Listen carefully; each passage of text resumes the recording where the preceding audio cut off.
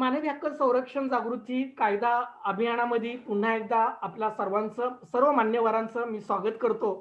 खऱ्या अर्थानं आपण विषय आज चर्चेला घेत आहोत, की मानवी हक्कांचे नेमके उल्लंघनाचे मुद्दे काय आहेत? आणि या मुद्द्याच्या अणुवरती आपण चर्चा करत आहोत. आणि ही चर्चा करत असताना आपली जी संस्थेची मागणी आहे, की जिल्हा सत्र न्यायालयाची ठिकाणी मानवी हक्क न्यायालयाची जी कायद्यानं घोषित करण्यात आलेले त्याची कार्यान्वी व्हावी. त्या ठिकाणी मानवी हक्क न्यायालय हे फलक लावण्यात यावा. त्याचबरोबर ती त्याचं त्या कामगाचं चालावं, त्या ठिकाणचं सरकारी वकिलाची नियुक्ती व्हावी आणि त्या खटल्यांच्या सहपरीक्षा त्या ठिकाणी चालण्यात याव्यात. या मागणीसाठी आपण समाजामध्ये जनजागृती करून अनेक घटकांचा पाठिंबा घेऊन या मानवी हक्क न्यायालय सुरू करण्याच्या संबंधीचा आपल्या सर्वांचे प्रयत्न सध्या त्या दृष्टिकोनातून करत आहोत आणि सर्वच कमिटीच्या माध्यमातून आपापल्या विभागामध्ये या संबंधीचं निवेदन देण्याची आपली जी संकल्पना होती ती शासन प्रशासन दरबारी ही मागणी आपली जावी. जनजागृतीच्या मुद्द्यातून ती माहिती त्यांच्यापर्यंत पोहोचावी आणि त्या मागणीला एक धार निर्माण व्हावी. या दृष्टिकोनातून आपण सर्वजण गेल्या काही दिवसापासून संपूर्ण प्रयत्न करत आहोत. म्हणून याच प्रयत्नाचा भाग म्हणून आपल्याला अ, गेल्या आठवड्यामध्ये आपल्या संस्थेचे अंमळनेर तालुक्याच्या कमिटीच्या वतीनं माननीय तहसीलदार अंमळनेर यांना निवेदन देण्यात आलं आणि माननीय मुख्यमंत्री राज्यपाल यांना ते निवेदनाच्या मार्फत जी कायद्यातल्या 1993 मानवी हक्क संरक्षण अधिनियम 1993 या कायद्याच्या चौकटीमध्ये असणाऱ्या किंवा त्याचा कायद्याच्या मध्ये नमूद असणाऱ्या कलम 30 आणि कलम 31 प्रमाणे तरतुदीची अंमलबजावणी करावी. हा कायदा जवळपास 27 वर्ष झाला तरी त्याची अंमलबजावणी होत नाही. यासारखं दुसरं दुर्दैव नाही. याची मागणी आपण त्या ठिकाणी करत आहोत, त्या ठिकाणी प्रयत्न करत आहोत, त्या ठिकाणी मागणी करत आहोत आणि प्रशासनाला या संबंधीनी या घटनेकडं लक्ष वेधण्याचं काम या आपल्या संस्थेच्या माध्यमातून करण्याचा प्रयत्न आपल्या सर्वांच्या माध्यमातून आपण करत आहोत.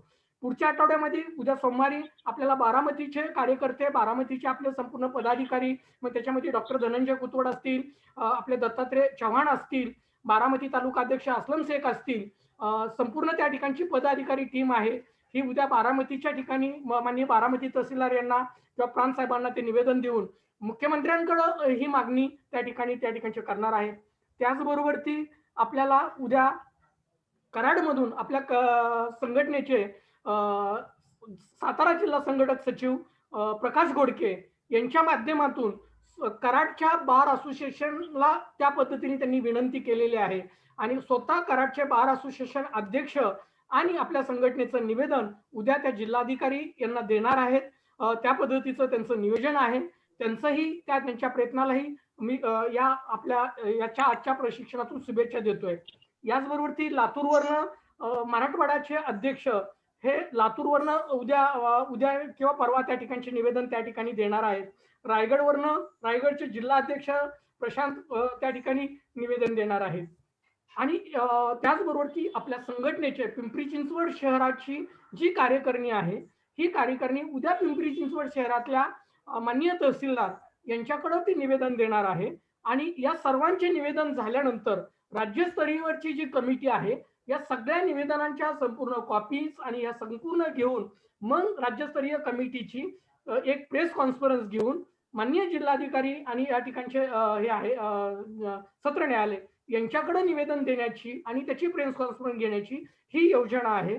आणि जर पुढच्या 15 दिवसामध्ये असं झालं नाही तर आपल्याला कुठली एखादी रीट या संबंधाने दाखल करता येऊ शकेल का, असाही प्रयत्न आपल्या वकिलाच्या माध्यमातून या ठिकाणी करण्याचा प्रयत्न आपण पाहत आहोत किंवा करत आहोत. ही आपल्या संघटनेच्या माध्यमातून मानवी हक्क संरक्षण अधिनियम 1993 या कायद्यातल्या तरतुदींची अंमलबजावणी व्हावी या दृष्टिकोनातून प्रयत्न करत आहोत. समाज जागृती करत आहोत. समाजातला या कायद्याची तरतुदी देऊन माहिती देऊन या मागणीला समाज पाठिंबा कशा पद्धतीने मिळेल या दृष्टिकोनातून जनजागृती करण्याचा प्रयत्न आपल्या सर्व संघटनेच्या पदाधिकाऱ्याकडनं प्रयत्न केला जात आहे. विविध मान्यवरांना भेटून या संबंधीच्या मागणीच्या संबंधाची आपली भूमिका विशद केली जात आहे आणि ही विशद करत असताना मला अनेक कार्यकर्त्याकडनं प्रश्न निर्माण झाले, अनेक कार्यकर्त्याकडनं प्रश्न विचारण्यात आले, अनेक तज्ञ वकिलाकडनंही असा मला प्रश्न विचारण्यात आला की मानवी हक्क न्यायालय सत्र न्यायालयाच्या ठिकाणी सुरू झालं आणि त्या अशा मानवी हक्क न्यायालयाच्या खटल्यांची सहपरीक्षा सुरू झाली तर मानवी हक्क अधिनियमातल्या तरतुदीमध्ये मानवी हक्कांच्या उल्लंघनाच्या प्रती शिक्षाची तरतूद किंवा त्या पद्धतीची प्रक्रिया कुठेही त्या कायद्यामध्ये नमूद केलेली नाही. जर ती कायद्यामध्ये नमूद केलेली नाही तर मानवी हक्क न्यायालय कसं ती खटला चालवेल आणि त्यातून न्यायालय काय सिद्ध करेल या संबंधीच्या काही तज्ञांकडनं गोष्टी मांडल्या जात आहेत किंवा बोलल्या जात आहेत.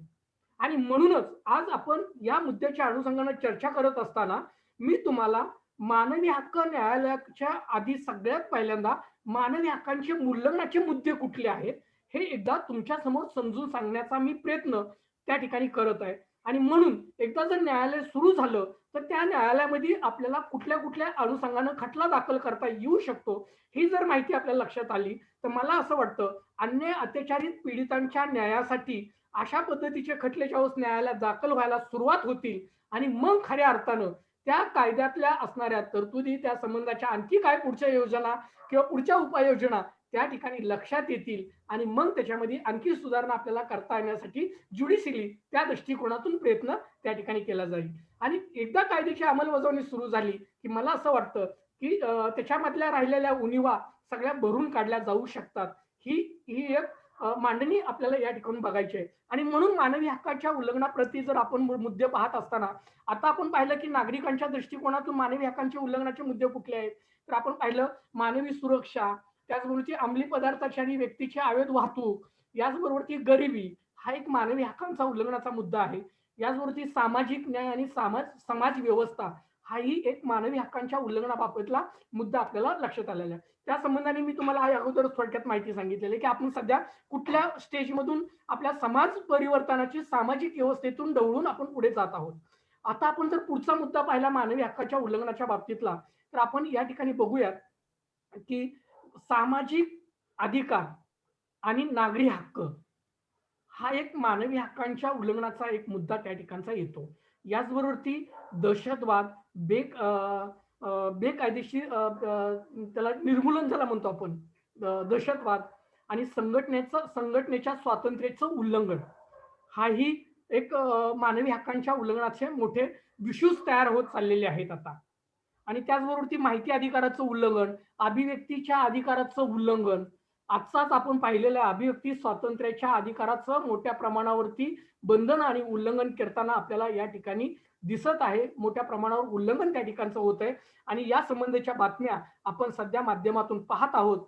सरकारी पातळीवरनं पण कशा पद्धतीने नागरिकांच्या अभिव्यक्ती स्वातंत्र्यावरती बंधनं आणण्याचा प्रयत्न केला जातोय आणि म्हणून सर्वोच्च न्यायालयाला स्पष्टपणे निर्देश द्यावे लागतात की लोकशाहीमध्ये टीका करणं हा कुठल्याही पद्धतीचा देशद्रोह ठरत नाही किंवा राजद्रोहही ठरत नाही. मात्र आपल्याकडं आज सरकारी अशा फतवे निघत आहेत की निवृत्त झाल्यानंतर तुम्हाला भूमिका घेता येणार नाही, लिखाण करता येणार नाही, अशा पद्धतीच्या ही भूमिका आज सरकारी पातळीवरनं मांडून अभिव्यक्ती स्वातंत्र्याच्या संबंधाने आपल्याला उल्लंघन होताना या ठिकाणी दिसतंय. जागतिकीकरणाच्या अधिकाराचं पण मोठ्या प्रमाणात उल्लंघन होतंय. याचबरोबर मतदानाच्या अधिकाराचंही उल्लंघन या ठिकाणी होतंय आणि समाजातला हिंसाचार हाही एक मानवी हक्कांचा उल्लंघनाचा मुद्दा या ठिकाणचा आहे. आता दुसरं आपण जर अपंगाच्या दृष्टिकोनातून कुठल्या मानवी हक्कांचे मुद्दे होतात, मानवी हक्कांचे उल्लंघनाचे मुद्दे आहेत अपंगाच्या दृष्टिकोनातून, तर अपंगाच्या दृष्टिकोनातून कायदेशीर लाभास नकार देणे हा अपंगाच्या दृष्टिकोनातून मानवी हक्काचा उल्लंघनाचा मुद्दा मिळतोय. त्याचबरोबर अपंगाच्या दृष्टिकोनातून भेदभाव केला जाणं किंवा अपंग आहे म्हणून त्याच्यामध्ये भेदभाव करणं हाही एक मानवी हक्कांचा उल्लंघन आहे.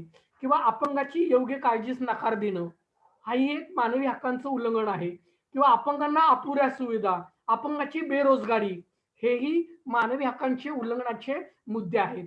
याचबरोबर मानवी हक्कांच्या उल्लंघनाच्या मुद्द्यामध्ये आपण जर पाहिलं तर पर्यावरणाचा मानवी हक्कांच्या उल्लंघनाचे मुद्दे आपण पाहूया. पर्यावरणाच्या दृष्टिकोनातून तर सर्व प्रकारचे प्रदूषण उदाहरणार्थ हवा, पाणी, आवाज, जैवविविधता हेही मानवी हक्कांचं उल्लंघन आहे. एकीकडं आपल्याला संविधानाच्या मध्ये जीवन जगत असताना सुरक्षित जीवन जगण्याचा अधिकार दिलेला आहे. त्याच्यामध्ये मग स्वच्छ पाणी, स्वच्छ हवा हे मिळण्याचा आपला मूलभूत हक्क आहे. मात्र आज विकासाच्या नावाखाली मोठ्या मोठ्या कंपन्या तयार केल्या जात आहेत, मोठ्या मोठ्या कंपन्या होत आहेत, मोठे मोठे उद्योगधंदे टाकत आहेत, चालले जाते. पण हे चालवत असताना प्रदूषणाची कुठलीही पद्धती नियमावली पाळली जात नाही किंवा प्रदूषणाचं बघत नाही. आणि म्हणूनच आज आपण गेल्या आठवड्यातली जर आपण घटना पाहिली आपण, तर एका सॅनिटायझर बनवत असलेल्या कंपनीमध्ये 18 कामगारांचा मृत्यू झाला. या मृत्यूला जबाबदार कोण? हाही प्रश्न या ठिकाणी मानवी हक्कांच्या उल्लंघनाच्या बाबतीतलाच आहे. आणि त्याचबरोबरती आपण जर पाहिलं तर घातक पदार्थ जे आहेत, या घातक पदार्थाच्या दृष्टिकोनातून मानवी हक्कांच्या उल्लंघनाचे मोठ्या प्रमाणातली उल्लंघन आपल्याला दिसतं. मग घातक पदार्थाच्या दृष्टिकोनातून जर आपण पाहिलं तर आपल्याला माहित आहे की अवैध दारू धंदा प्रत्येक तालुका, जिल्हा पातळीवरती, गाव पातळीवरती चालणारा हा अवैध दारू विक्री हाही घातक पदार्थामध्येच येतोय ना. त्या दारू विक्रीच्या संबंधाने जर आपण पाहिले तर हे सगळं हे अवैध धंदे, या सगळ्या प्रकारच्या या घटना जे होत आहेत हे मानवी हक्कांचं उल्लंघन आहे. आणि उपद्रव जे आहेत हेही या पद्धतीच्या मानवी हक्काच्या, पर्यावरणाच्या दृष्टिकोनातले मानवी हक्कांचे मुद्दे आहेत. याचबरोबर ती कारभार जो आपण म्हणतो, सरकारी कारभार, याच्यामध्ये मानवी हक्कांच्या उल्लंघनाचे कुठले मुद्दे होतात तर आपल्याला कल्पना आहे. शक्तीचा गैरवापर करणं, भ्रष्टाचार करणं, निष्क्रियता जी लोकसेवकांची आहे, एखादं काम त्यांच्याकडे नागरिकांनी दिलं तर वर्षानुवर्ष त्या कामाकडे, फायलीकडे प्रशासनाकडे लक्ष दिलं जात नाही. अशा पद्धतीच्या पण निष्क्रियता आपल्याला दिसून येत आहेत किंवा निष्काळजीपणा संबंधाचे कारभार आपल्याला दिसून येतो. या संबंधाने ही मानवी हक्कांचे उल्लंघनाचे मुद्दे आहेत. आणि सगळ्यात जास्त आपण जर आता मुद्दे पाहत आहोत ते म्हणजे या महामारीच्या संकटामुळं आपल्या सगळ्यांच्या समोर उघडी पडलेली आपली जी आरोग्य व्यवस्था आहे, या आरोग्याच्या दृष्टिकोनातून मानवी हक्काचे मुद्दे कुठले जर आपण पाहिले तर आपल्याला कल्पना आहे, वैद्यकीय उपचार देण्यास नकार करणे, याही आपल्या मानवी हक्कांच्या उल्लंघनामधला हाही मुद्दा आहे. याचबरोबर ती मतिमंद व्यक्तीचे शोषण हाही एक आरोग्याच्या दृष्टिकोनातून मानवी हक्कांचा मुद्दा आहे. रुग्णालयामध्ये सुविधेचा अभाव हाही मानवी हक्कांच्या उल्लंघनाचा मुद्दा आहे. यस बाबूराव सर बोला, आवाज चालू करून बोला. बाबूराव तुमचा आवाज येत नाही, आवाज चालू करा.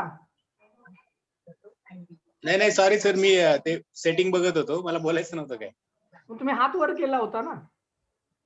हा नाही ते बटन सेटिंग करत होतो, सॉरी. ओके ओके ओके, काही हरकत नाही, काही हरकत नाही. आता या संपूर्ण मानवी हक्कांच्या उल्लंघनाच्या बाबतीतले हे मुद्दे आहेत. आणि काही या मुद्द्याच्या अनुषंगानं या संबंधाची सहपरीक्षा व्हावी, अशा खटल्यांच्या संबंधीची सहपरीक्षा व्हावी, या दृष्टिकोनातून आपण जे कायदा अस्तित्वात आलेला 1993 ला, या कायद्याची अंमलबजावणी व्हावी म्हणून या ठिकाणचा आपला प्रयत्न आहे. आणि या दृष्टिकोनातून मानवी हक्कांचे मुद्दे हे उल्लंघनाचे आहेत. अनेक मुद्दे या ठिकाणचे आहेत, मात्र आपल्याकडे वेळ कमी मिळतो आणि आपल्या या वेळ कमी असल्या कारणानं मग आपल्या कार्यकर्त्यांना हे मुद्दे सांगत असताना कंटाळवाणा प्रकार घडतो. आणि त्यामुळं सर काय रेग्युलर दर आठवड्याला येतात आणि स्वतःच बडबड बडबड बडबड करत राहतात. आवाज येतोय का माझा तुमच्या सगळ्यांना?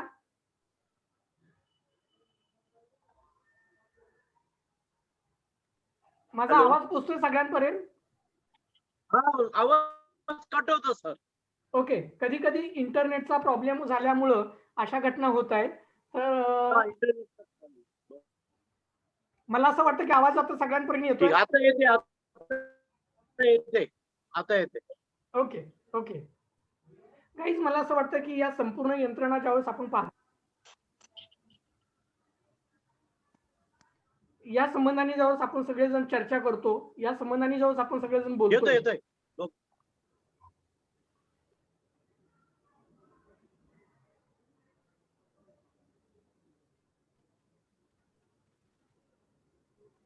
हॅलो, हा आवाज येतोय का माझा? सगळ्यांना आवाज येतोय का?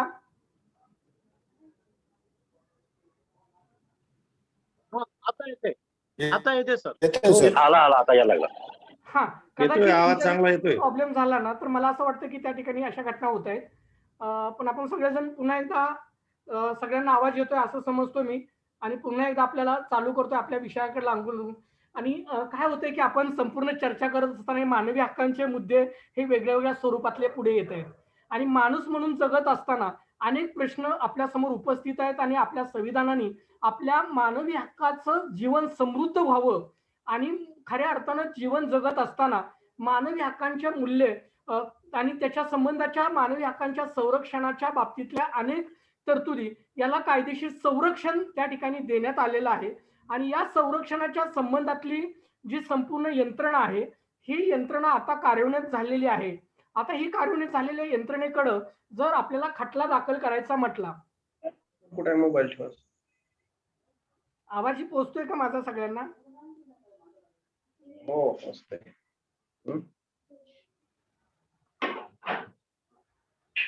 आता आपल्याला मानवी हक्क न्यायालयाच्या दृष्टिकोनातून आपण चर्चा करत आहोत.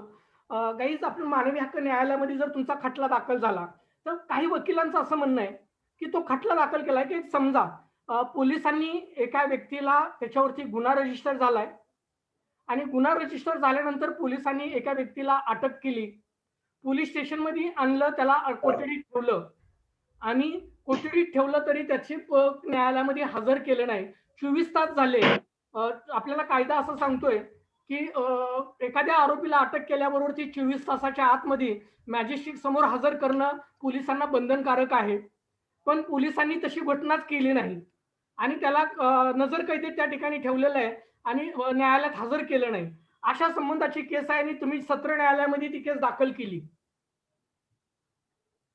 की पोलिसांनी या ठिकाणी मानवी हक्काचं उल्लंघन केलेलं आहे, आरोपीला अटक केली, बेकायदेशीर त्यांच्या कैदेत ठेवलेलं आहे, 24 तासाच्या आत मॅजिस्ट्रेट मध्ये हजर करणं अपेक्षित होतं, मात्र त्यांनी ती हजर केलेलं नाही. या संबंधाने तुम्ही खटला मानवी हक्क सत्र न्यायालयामध्ये दाखल केला तर या खटल्यातून काय सिद्ध करणार आहात किंवा काय सिद्ध होणार आहे, न्यायालय काय या ठिकाणी आदेश देणार आहे?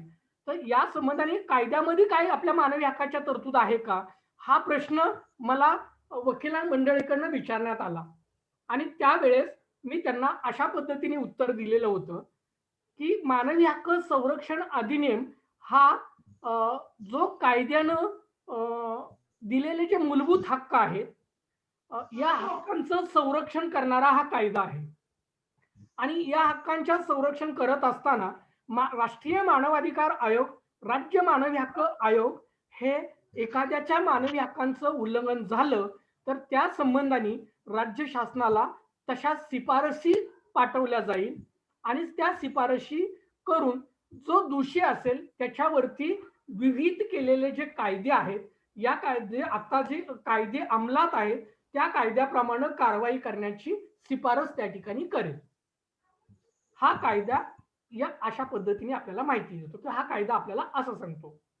त्याच पद्धतीनं जर सत्र न्यायालयामध्ये हा खटला दाखल झाला की पोलिसांनी बेकायदेशीर अटकाव केलेला आहे, बेकायदेशीर अटक त्या ठिकाणी करून ठेवलेली आहे आणि असा खटला त्याच्यामध्ये दाखल केलेला आहे, तर न्यायालय काय करेल त्या ठिकाणी? तर न्यायालय काय करेल की पोलिसांना आदेश काढेल की तुम्ही त्याला ताबडतोब हजर करा आणि ज्या पोलिसांनी ते हजर केलं नाही तर त्या संबंधाने कायदेशीर तरतूद काय आहे, आयपीसी मध्ये तरतूद काय दाखवली जाते की लोकसेवकांनी गैर दस्तावेज तयार करणं, जी 217 कलम आहे, आयपीसी 217 आहे, त्याचबरोबर ती आयपीसी 166 167 आहे की एखादा गंभीर गुन्हा असतानाही त्याच्या रजिस्टर नियमाप्रमाणे त्याची सौम्य स्वरूप दाखवणं किंवा गंभीर करणं, त्यांनी कायद्याचं पालन न करणं, गैर दस्तावेज तयार करणं, या संबंधीचे जे काही त्यांच्या लोकसेवक म्हणून त्यांचे काही कर्तव्य आहेत ते पार न पाडणं, या संबंधीच्या कलमाच्या अंतर्गत वरिष्ठ अधिकाऱ्याला त्या जबाबदार अधिकाऱ्यावरती कारवाईला सूचना करेल. हे सत्र न्यायालय करेल, तिथं शिक्षा देणार नाही, मात्र जी विहित कायदे आहेत या कायद्याची अंमलबजावणी असणारी किंवा त्या कायद्याप्रमाणे दोषी लोकांवरती कारवाईची सूचना शिफारस करेल. हेच सत्र न्यायालयाचं मानवी हक्क न्यायालयाचं काम आहे. त्या शिक्षा होणार नाही आणि एखाद्या पीडितेला कधी कधी त्याच्या नुकसान भरपाई, जर त्याला बेकायदेशीर अटकात ठेवलं तर त्याला नुकसान भरपाई देण्याचाही आदेश सत्र न्यायालय करू शकेल एखाद्या घटनेमध्ये. आणि म्हणून सत्र न्यायालय हे मानवाधिकार न्यायालय कार्यान्वित झालं पाहिजे. या संबंधाने जी सरकारी यंत्रणा जी आहे या सरकारी यंत्रणेला न्यायालयाचे आदेश होऊन जर त्यांनी कर्तव्यात कसूर केलेला असेल आणि मानवी हक्कांचं उल्लंघन केलं असेल तर विविध कायद्याप्रमाणे त्याच्यावरती कारवाईचे किमान आदेश होतील, शिफारशी होतील आणि त्या दृष्टिकोनातून कायद्याची अंमलबजावणी करून पीडिताला न्याय मिळेल. म्हणून मानवी हक्क न्यायालय हे कार्यान्वित असलं पाहिजे किंवा त्याची अशा खटल्यांची सहपरीक्षा झाली पाहिजे आणि तेही सत्र न्यायालयाच्या ठिकाणी झाली पाहिजे. यामुळे काय होईल की मुंबई उच्च न्यायालयामध्ये मानवी हक्कच्या उल्लंघनाच्या दृष्टिकोनातून जे 226 प्रमाणे जर मूलभूत हक्कांचं उल्लंघन झालं तर दाद मागण्यासाठी जी कायद्यातली तरतूद आहे ती तरतूद कुणाकडे आहे, तर न्यायालय प्रक्रियेमध्ये मानवी हक्कांचं उल्लंघन झालं तर सर्वोच्च न्यायालयातच, कारण इथं आर्टिकलचं व्हायलेशन होतं. मानवी हक्क हे आर्टिकलद्वारे दिलेले आहेत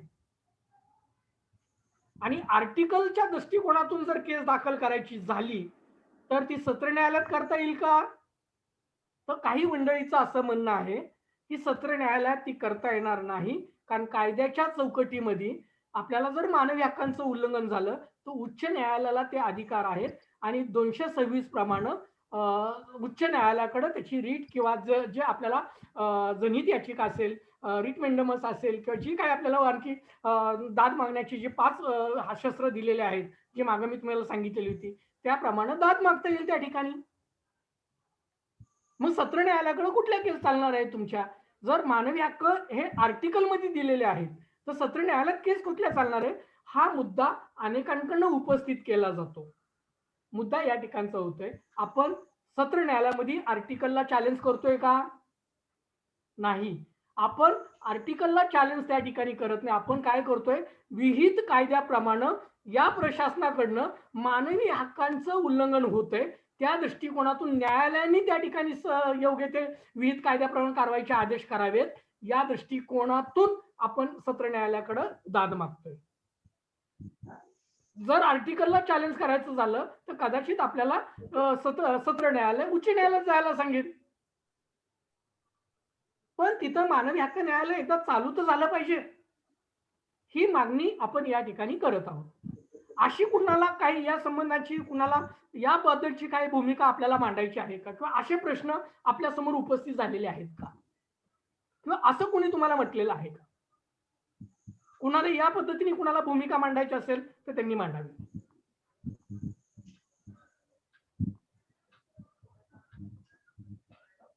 येस पाटील साहेब.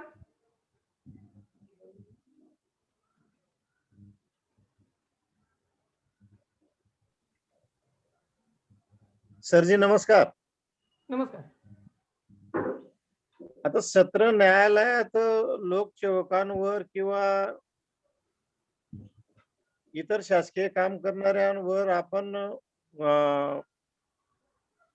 खटला दाखल केला तर त्याच्या बाबतीत आपण असं म्हणाले की त्याच्यावर कारवाई होणार नाही, फक्त सत्र न्यायालय हे शिफारस करेल, सूचना करेल किंवा त्याबाबत कारवाई होण्याकरता आदेशित करेल वरच्या लेवलला, म्हणजे काय? आता एक एक्झाम्पल देतो पाटील सर. तुमचा मांडलेला जो मुद्दा आहे ते अतिशय महत्वाचा आहे आणि याच दृष्टिकोनातून अनेकांच्या गैरसमजपणे अनेक ठिकाणी झालेले आहेत.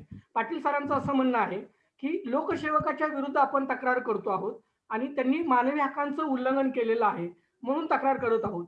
पण या कायद्यामध्ये ज्यावेळेस मानवी हक्कांचं उल्लंघन झालंय तर न्यायालयाकडे जी शिक्षा होईल किंवा जेव्हा त्या खटल्याची सहपरीक्षा चालेल तर यातून न्याय काय मिळेल, तर न्यायालय काय आदेश करणार आहे. सपोज एखाद्या घटनेचं तुम्हाला पोलिसांनी नजर कैदेत बेकायदेशीरित्या ठेवलं,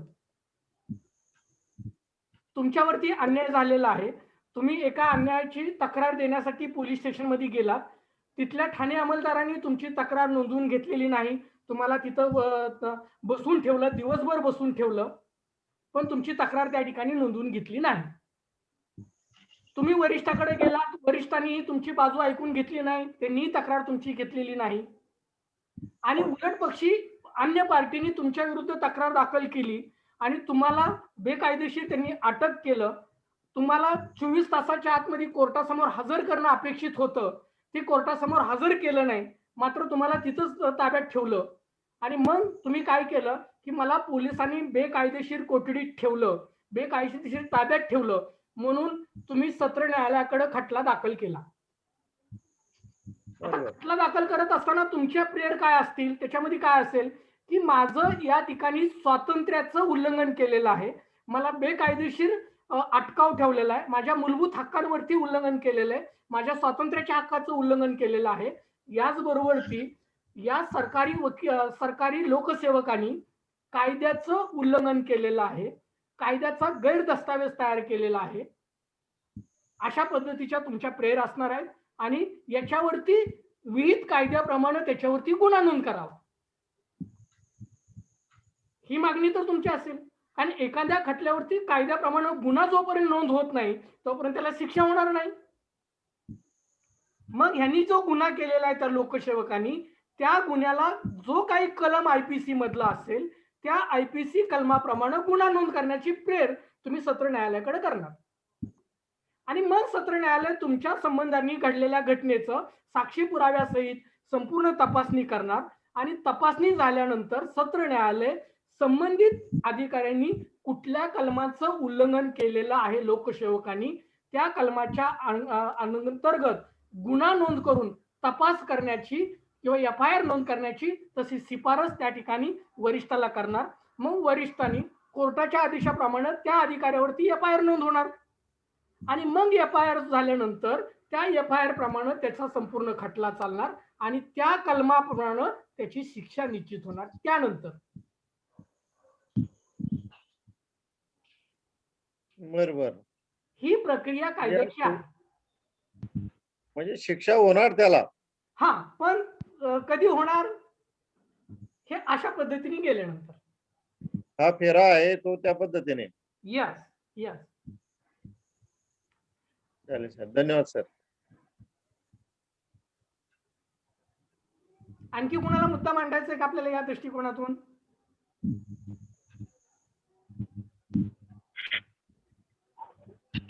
हा, नमस्कार सर. हा, बोलतो साहेब, बोला. समजा आता एखाद्याने मला हॅरेसमेंट करण्याचा प्रयत्न केला, वरचेवर त्रास देतोय आणि मी नुसतेच पोलीस कंप्लेंट केली तर त्यांनी यांची दाखल करून घेतली आणि त्याला समज देऊन सोडून दिलं. पण तो गुन्हेगार वरचेवर त्रास देतोय किंवा वरचेवर हॅरेसमेंट करतोय आणि माझ्या जीविताला धोका होऊ शकतो किंवा माझ्या प्रॉपर्टीचं मी संरक्षण करू शकत नाही, याच्यासाठी परत इकडे दाखल करावं लागणार का? आणि मग त्यांनी त्यांच्याकडे त्या पद्धतीनं कारवाई करण्यात यावी अशी शिफारस होणार असते का? या ठिकाणी तुमचं म्हणणं आहे की एनसी दाखल केलेली आहे आणि एनसी दाखल केली असली तरी तुम्ही वारंवार तो तक्रार देतोय साहेब. त्या एनसीच्या खाली एक पोलिसांनी एक वाक्य लिहिलेलं असतं की 154 प्रमाणे आपल्याला न्यायालयातून दाद मागण्याच्या संबंधाने समज देण्यात आली, कारण तो गुन्हा हा अदखलपात्र स्वरूपाचा आहे. अदखल पात्र गुन्ह्याच्या त्या कलमाच्या प्रमाणे जी शिक्षा असेल, म्हणजे तुमची मारहाण झालेली आहे, तुम्हाला शिवीगाळ केलेली आहे, या संबंधाने झालेला असेल तर त्याच्यावर पोलिसांनी कुठल्या कलमाने गुन्हा नोंद केला असेल, 323 प्रमाणे केला असेल, 504 506 लावलेले असतील. हे अदखल पात्र स्वरूपाच्या पद्धतीने गुन्हा नोंद आहे आणि तुम्हाला न्यायालयातून दाद मागण्याच्या संबंधाने समज दिलेली असेल. त्या दृष्टिकोनातून त्या गुन्ह्याच्या पद्धतीने आरोपीला शिक्षा होण्याकामी आणि त्याच्यावरती खटला चालण्याकामी तुम्हाला न्यायालयात जावं लागणार आहे आणि न्यायालयातून तो खटला चालवला पाहिजे, न्यायालयातून दाद मागितली पाहिजे. त्यावेळेस त्या आरोपीला त्या ठिकाणी घडलेल्या गुन्ह्याची शिक्षा न्यायालय देणार आहे. ओके ओके, बरोबर. त्या ठिकाणी मानवी हक्क न्यायालयाकडे जाण्याचा प्रश्न उद्भवत नाही त्या ठिकाणी. म्हणूनच मी एक सांगतोय की मानवी हक्क न्यायालयाकडे जात असताना मानवी हक्कांचे उल्लंघनाचे नेमके मुद्दे कुठले आहेत हे एकदा आपल्याला समजून घेणं गरजेचं आहे सगळ्यांना. तरच आपण, मला असं वाटतं की आपण मानवी हक्क न्यायालयाकडे दाद मागू शकणार आहे. आणि म्हणून त्या दृष्टिकोनातून आपल्याला समजलं पाहिजेत मानवी हक्कांचे उल्लंघनाचे मुद्दे आपण समजून घेतले पाहिजेत, तरच आपण मानवी हक्क न्यायालयाकडे दाद मागू शकतो, त्या दृष्टिकोनातून जाऊ शकतो. नाहीतर गुन्हा वेगळा घडलेला आहे आणि न्याय दुसऱ्या ठिकाणी मागायला गेलो तर त्याचा काही अर्थ होणार नाही. माईक कुणाचं तरी चाललंय. यस पाटील सर, आपल्याला बोलायचं काय? आणखी दत्तात्रय सर, आपल्याला काय मुद्दा मांडायचा आहे?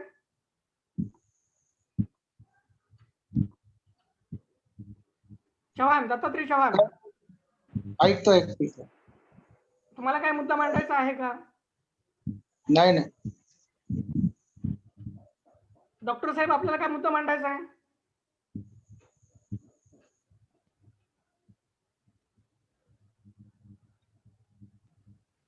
भरत शंका योग्य असो अयोग्य असो जे आहे ते स्पष्ट विचारा, सर त्यांचं उत्तर देतील. भरत गुप्ते साहेब, आपल्याला काय मुद्दा मांडायचा आहे का?